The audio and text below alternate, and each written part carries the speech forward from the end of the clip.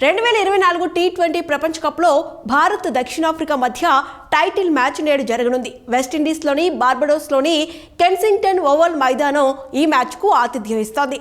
ఈ మైదానంలో భారత జట్టు ఇప్పటి వరకు మొత్తం 3 మ్యాచ్లు ఆడింది. కాగా ఈ ప్రపంచ కప్లో ఇప్పటి వరకు ఈ మైదానంలో మొత్తం 8 మ్యాచ్లు జరిగాయి. కాబట్టి ఈ పిచ్ ఎవరికి ఉపయోగపడుతుంది? ప్రపంచ కప్లో జరిగిన మ్యాచ్ల ఫలితాలను ఓసారి పరిశీలిద్దాం.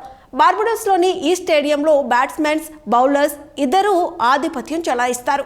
ఇక్కడ మిడిల్ ఓవర్లలో స్పిన్నర్లకు అదనపు సహాయం లభిస్తుంది. ఫాస్ట్ బౌలర్లు కూడా కొంత స్వింగ్ పొందుతారు.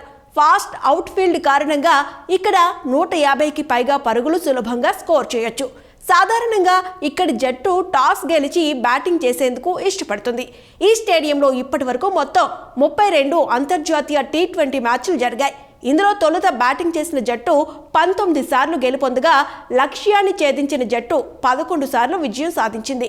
2 మ్యాచ్లు ఫలితం లేకుండా ముగిశాయి. వెస్టిండీస్లోని ఈ మైదానంలో భారత్ ఇప్పటి వరకు కేవలం 3 టీ20 మ్యాచ్లు మాత్రమే ఆడింది. ఇందులో భారత్ కేవలం 1 మ్యాచ్లో మాత్రమే విజయం సాధించింది. మిగిలిన 2 మ్యాచ్ల్లో ఓడిపోయింది.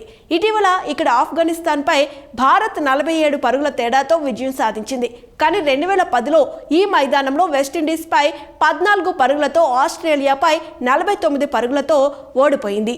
2024 టీ20 ప్రపంచ కప్లో ఇప్పటి వరకు ఈ మైదానంలో మొత్తం 8 మ్యాచ్లు జరిగాయి. సూపర్ 8 రౌండ్లో ఆడిన 3 మ్యాచ్ల్లో మొదటిది జూన్ 23న భారత్ వర్సెస్ ఆఫ్ఘనిస్తాన్ మధ్య జరిగింది. భారత్ 47 పరుగుల తేడాతో విజయం సాధించింది. రెండవ మ్యాచ్ జూన్ 21న వెస్టిండీస్ వర్సెస్ యుఎస్ఏ మధ్య జరిగింది. వెస్టిండీస్పై 9 వికెట్ల తేడాతో విజయం సాధించింది.